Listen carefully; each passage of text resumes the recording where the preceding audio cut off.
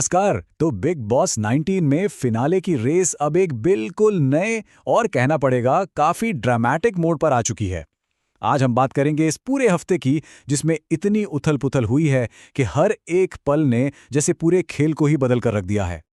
पता है, इस पूरे हफ्ते बिग बॉस के घर में सिर्फ एक नंबर गूंजता रहा और वो नंबर था 2। जी हाँ, सिर्फ 2। 2 इविक्शन हुए, 2 बड़ी-बड़ी झड़पें हुई। सच कहूं तो ये नंबर इस हफ्ते के पूरे ड्रामा का एक सिंबल बन गया है। अब सवाल ये है कि ये नंबर इतना जरूरी क्यों है? चलिए इसी में थोड़ा और गहराई से उतरते हैं। तो आज हम इस हफ्ते की बड़ी बड़ी घटनाओं को कुछ इस तरह से समझेंगे। सबसे पहले देखेंगे घर में हुई उस बड़ी उथल-पुथल को। फिर बात करेंगे कैसे होस्ट सलमान खान ने कुछ लोगों को सीधे निशाने पर लिया। उसके बाद देखेंगे घर के अंदर पावर कैसे शिफ्ट हुई और कौन वापस आया। और आखिर में बात करेंगे फिनाले की उल्टी गिनती पर। तो चलिए सबसे पहले बात करते हैं उस झटके की जिसने सच में सबको चौंका कर रख दिया। फिनाले बस कुछ ही कदम दूर है और ठीक इसी मौके पर बिग बॉस ने ये क्लियर कर दिया है कि अब कोई भी सेफ नहीं है। खेल अब पहले से कहीं ज्यादा कह सकते हैं बेरहम हो गया है। इस हफ्ते एक नहीं बल्कि दो कंटेस्टेंट्स घर से बाहर हो गए, नीलम गिरी और अभिषेक बजाज। देखिए, इस तरह का डबल एविक्शन, वो भी फिनाले के इतने करीब, इसने घर के अंदर के सारे समीकरणों को जैसे सिर के बल खड़ा कर दिया है। जो ग्रुप्स बहुत स्ट्रांग लग रहे थे वो अचानक से कमजोर पड़ गए हैं और जो लोग अकेले खेल रहे थे उनके लिए एकदम से नए मौके बन गए हैं। और ये फैसला सिर्फ घर के अंदर ही नहीं, घर के बाहर भी एक बड़ा मुद्दा बन गया है। सोशल मीडिया पर फैंस इसे अनफेयर बता रहे हैं, मतलब कि ये ठीक नहीं हुआ। और इसी वजह से शो को लेकर बहस और भी ज्यादा तेज हो गई है। और हाँ, मेकर्स के फैसलों पर भी सवाल उठ रहे हैं। अच्छा, अब आते हैं उस हिस्से पर जहां शो के होस्ट सलमान खान ने सीधा मोर्चा खोल दिया। उन्होंने कुछ कंटेस्टेंट्स के गेम पर सीधे सीधे सवाल उठाए। मतलब अब ऐसा लग रहा है कि वो साफ साफ बता रहे हैं कि एक विनर के अंदर क्या क्वालिटीज होनी चाहिए और क्या बिल्कुल नहीं। सलमान खान ने नीलम गिरी पर एकदम सीधा निशाना साधा। उन्होंने कहा कि वो विक्टिम कार्ड खेल रही हैं और उनमें जीतने वाले गुण हैं ही नहीं।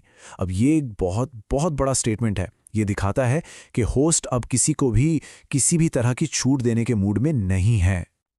और बात सिर्फ यही नहीं रुकी, फरहाना भट्ट भी सलमान के निशाने पर आ गईं।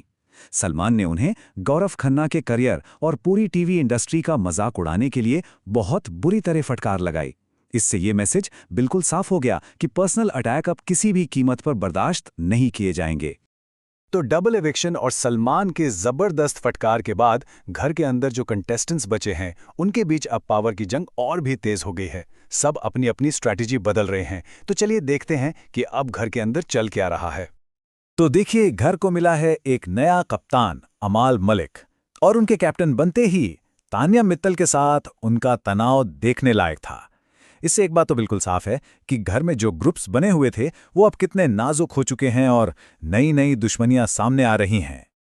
और ठीक जब लग रहा था कि चीजें शायद थोड़ी सेटल हो रही हैं, तभी खेल में आया एक और बड़ा ट्विस्ट। प्रणित मोरे, जिन्हें बीमारी की वजह से घर छोड़कर जाना पड़ा था, उनकी धमाकेदार वापसी हो गई है। यकीन मानिए, ये एक ऐसा गेम चेंजिंग मोमेंट है जो सब कुछ बदल सकता है। और ये है बिग बॉस का एक क्लासिक मूव। प्रणीत सिर्फ वापस नहीं आए हैं, वो अपने साथ एक स्पेशल पावर भी लेकर आए हैं। अब ये पावर क्या है और ये खेल को कैसे बदलेगी, ये अभी तक एक बहुत बड़ा राज है। और इसी वजह से घर के बाकी सदस्य और भी ज्यादा बेचैन हो गए हैं। तो इन सारी घटनाओं के बाद अब हम शो के बिल्कुल आखिरी दौर में पहुंच चुके हैं। अब ये समझना जरूरी है कि आने वाले हफ्तों में हमें किन चीजों पर खास नजर रखनी चाहिए। और सबसे जरूरी बात, जो लोग सोच रहे थे कि शो को एक्सटेंशन मिलेगा, तो ऐसा कुछ नहीं हो रहा है। ग्रैंड फिनाले की तारीख तय हो चुकी है, 7 दिसंबर 2025। इसका सीधा मतलब है कि अब हर दिन हर एक टास्क बहुत कीमती होने वाला है। तो आने वाले दिनों में हमें कुछ खास चीजों पर ध्यान देना होगा। एक तो कंटेस्टेंट्स के बीच ये जो दोस्ती दुश्मनी बन और बिगड़ रही है। दूसरा, प्रणीत की वो स्पेशल पावर खेल पर क्या असर डालेगी। और तीसरा, सलमान खान का तान्या और फरहाना जैसे कंटेस्टेंट्स के लिए आगे क्या रुख रहता है। तो अब खेल पूरी तरह से खुल चुका है ना? एक तरफ एक कंटेस्टेंट स्पेशल पावर के साथ वापस आया है, तो दूसरी तरफ पुराने से पुराने ग्रुप्स टूट रहे हैं। अब सबसे बड़ा सवाल ये उठता है कि इस पूरी अनिश्चितता के बीच असल में वो कौन है जो ट्रॉफी जीतने की सबसे मजबूत पोजीशन में नजर आ रहा है।